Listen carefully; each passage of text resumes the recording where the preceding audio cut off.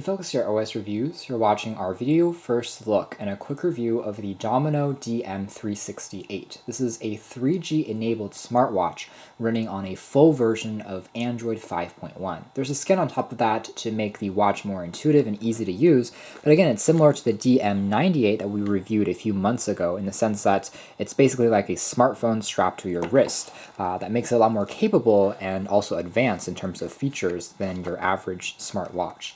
It sells on GearBest for $86, which is fairly low cost as well for a watch that is basically a smartphone, and it can even replace a smartphone because it has a SIM card port. You can pop in a SIM card. It's a GSM quad-band device that supports 3G bands here in the States with T-Mobile or AT&T, so you can make phone calls with it. And otherwise, it also is a fitness tracker of sorts since there is a optical heart rate sensor, which is a feature that the DM98 did not have. As a result, you can use this to measure your biometrics and measure your health over time. There's a microfiber cleaning cloth included for the display, and on top there is a quick start guide that's fairly scarce as far as documentation, but it's easy to navigate by yourself. And there's also an additional screen protector. One has been pre-applied onto the screen already. And finally, in here there is the rechargeable proprietary magnetic charging cable. It's the same that we saw before with the DM98, and it works pretty well. You use these contact pins to align onto the back, and then it sticks into place automatically, and then it charges up by USB. The device gets fully charged up in under 2.5 hours, and afterwards you get roughly a day's use out of this before you need to recharge it again. So taking a quick look at the design first, we can see that the DM368 is a completely round smartwatch, so it's a lot more in line with more traditional watches that you may already own, and it has, in my opinion, a more classy look than the previous DM98 because of that. However, the screen size is going to be a little bit smaller, measuring in at 1.4 inches diagonally. It's an IPS panel with AMOLED technology, so colors are extremely vibrant and popping. Compared to the 98, which used a traditional IPS LCD panel, this one definitely looks better, and it's also a bit more sensitive and easy to navigate. The IPS panel also means that you can still read the text and information when in direct sunlight, which is nice, and it's a little bit more energy efficient as well. When it comes to specifications, we're talking about Android version 5.1 with a 1.3 GHz quad-core processor. It's a MediaTek 6580, coupled with 8 GB of built-in flash storage and 512 MB of built-in RAM. That's enough for the very light kind of operating system that you see here, since you're not going to be doing too many graphically intensive games or web browsing too heavily on this thing, even though it can do those things, and for the most part it feels smooth and snappy. There's also access to Bluetooth version 4.0, there's GPS, of course there's Wi-Fi, so all those standard utilities are on board. Otherwise, you can see on the frame here, which is constructed out of aluminum, it feels very sturdy, and there's also some information about the kind of watch, so you can tell the time a bit more easily at a glimpse, and you can change the watch faces as well. We'll take a closer look at that in a second. On the side, there's access to a metal-etched key for tapping the screen on or off. There's also gestures you can use to flick your wrist to turn it on. The strap, which can't be replaced, is made out of this silicone material, and it feels quite comfortable. It's a unisex watch that fits both men and women, and overall it's not too bulky either. Obviously not as small as a traditional fitness tracker, but not bad either. If we do a quick size comparison, here's some other watches. This one is similar in size to something like the Apple Watch, although it's a more generic build, and this one also places phone calls, so it's a SIM card slot underneath here. So you can see in terms of size, very similar to other smartwatches, and obviously not as large as the 98 that has a very boxy square shape. So overall, very classy and very elegant. Taking a quick look at the menu interface, again, it's similar to the DM98. I can drag down from this main screen to have access to my notifications, things such as the time, the date, in addition to my battery status, and connectivity options can be displayed here. In addition, I can toggle on or off Wi-Fi, GPS, Bluetooth, stuff like that, syncing, and also vibration modes if I want to use that function. So everything is very intuitive. Finally, there is a pedometer page, which tells me a number of steps I've taken, converted to kilometers as well as calories burned. And the interface is very graphically attractive and takes advantage of the real round display with fairly small bezels. Swiping to the left here gives me a real notification shade of things like missed calls, text messages, WeChat, other things that you may have downloaded from social media that will be displayed in that page. So everything is operated using gestures, kind of similar to WebOS, if you guys remember that, by Palm and later by HP. So everything is very intuitive and easy to use. I can swipe up to have access to my weather information, although also very intuitive, and it uses Wi-Fi and GPS to know your location automatically. From here you can see the generous viewing angles of this AMOLED panel, and its vibrancy shows off colors quite well, even at half brightness that it's on right now. Finally, a swipe to the right takes me into my applications, everything I've downloaded onto the phone. And here you can see that lists scroll very well, and some of the animations, including the icons, have been updated by the manufacturer just to make them look a bit more colorful and optimized for a smaller display. I can look at my contacts, I can check out the phone dialer pad, which remains fairly intuitive and easy to tap on without any problems. When you're in an app, you can exit by swiping to the right. So whenever you're in an app, swipe to the right to exit or go back. Finally, messaging, we can take a look at the keyboard. It does work. It's a full QWERTY layout. Again, it's been slightly tweaked by the manufacturer so that all the keys show up correctly on screen. And the most notable difference that you'll see here is instead of the delete being on the side, it's been moved to the left. And the caps lock has also been shifted to the right. So there are a few things that they changed, but all in all, despite the seemingly super small size, you can actually type on this without too many problems. You can see that Chinese has been pre-installed, but it also comes with English, so you can toggle between different languages without too many problems. And for the most part, it's quite responsive, and although it looks very small, it's actually pretty accurate to type on without too many errors. So let's swipe again to the left, to the right to exit. Finally, in settings, we can take a look at some of the information about this watch. I can take a look at the app style. If I don't like what it's being displayed as right now, I can change it to a round view. What that does is the main menu changes into something like this. Instead of an oversized watch face, I have constant access to some of my quick shortcuts, and I can swipe between those pages as well. So some modifications have been made there.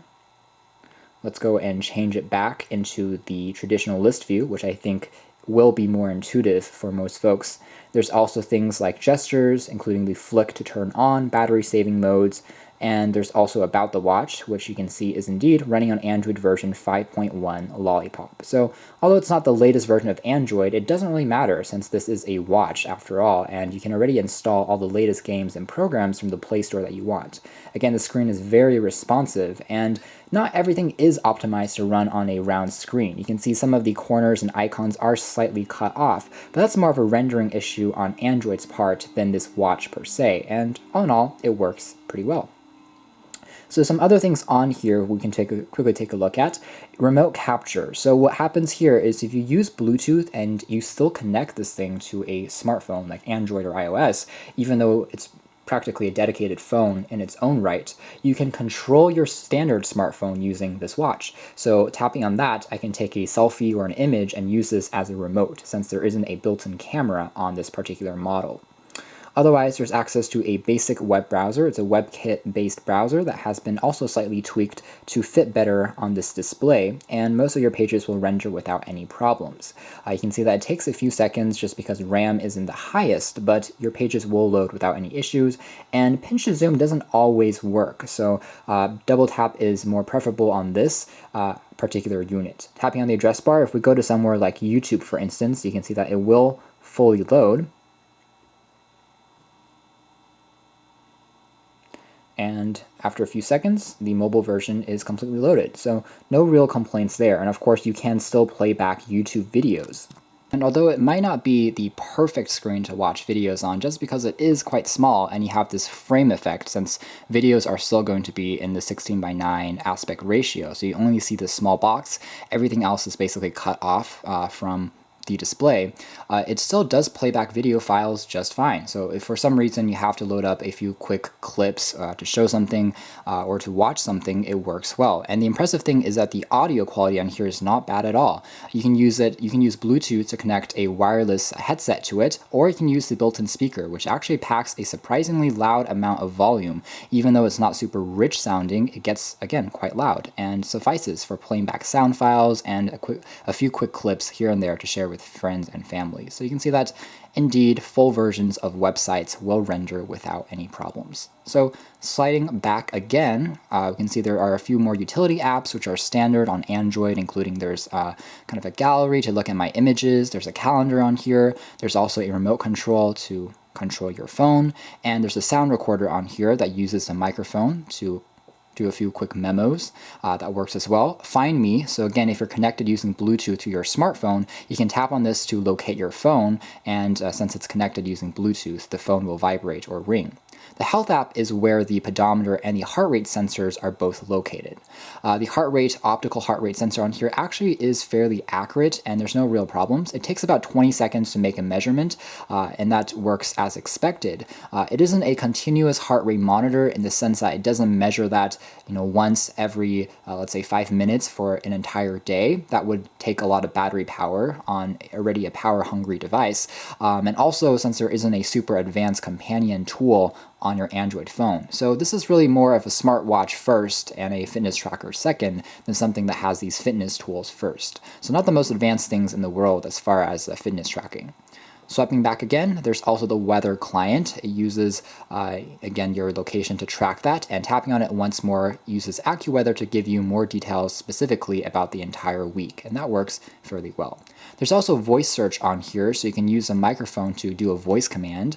That works nicely, especially since the keyboard is so small, it makes sense to have that function. Finally, there is a Play Store where you can actually download all the apps and games that you would want to run on standard Android, and it'll work on here, despite having a lower powered hardware and a smaller screen. Finally, Google Maps is loaded onto here. It works as expected.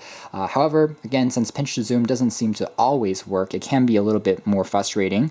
Regardless, it does work nicely as far as panning around. And if you look at quick directions, quick routes of where you've walked or run, it makes for a nice little app that they've built on in without too many problems. So one more thing I want to quickly point out is how you change watch faces. In my opinion, this is the best face that comes included. It looks very classy and elegant, and since AMOLED has great contrast between color and the deep blacks, this one looks fairly good, nice. I can also swipe between roughly 15 or so watch faces. Some of them are a bit more gimmicky, some of them more colorful, some of them have a more traditional look, others are more digital, and there's also animated ones if you want to go for a more high-tech futuristic vibe. But it's quite easy to customize these, and what's nice is that since it is running on full Android, you can also download your own packs and customize watch faces as you see fit. In fact, if you swipe all the way over to the right, that's where you're able to download and add more watch faces. So cycling through some of these more interesting ones that I found, and before we go all the way to the right here, that's the plus key, and after a few seconds, it's going to search in its store and pull up more options for me to download.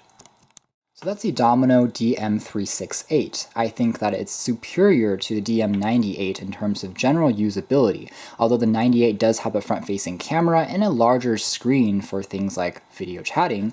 This one is going to look a lot more discreet and similar to an actual watch. I feel that in the day-to-day it works better in this form factor, and also the addition of a heart rate sensor makes it also a nice fitness companion tool. The display is also sharper with that Gorilla Glass 3 protection. That AMOLED panel and that 400 by 400 resolution makes it overall more pixel dense and sharper for viewing back your text, images, and the occasional video. Since it is running on a full version of Android, there's also a lot more options as far as what you can run on here, from things like games, Pokemon Go will run on here, to things like browsing the web and viewing back your YouTube clips. So sure, it isn't quite as optimized as something that runs on Android Wear, but at $86, it's also a fraction of the cost of, and at the end of the day, this is certainly one of the most advanced smartwatches that I've seen, with its gorgeous display, the addition of an actual SIM card slot so you can use it as a traditional cell phone, actually a pretty decent speaker, and the fact that, again, you can run any apps you want to download from the Play Store is quite impressive at this price point. So you can check out more details in our official written review coming out soon, but for now this has been our video. Thanks for watching here at OS Reviews. This has been a closer look at the very high-tech yet surprisingly affordable Domino DM368, a full Android 5.1 touting smartwatch with a true round display.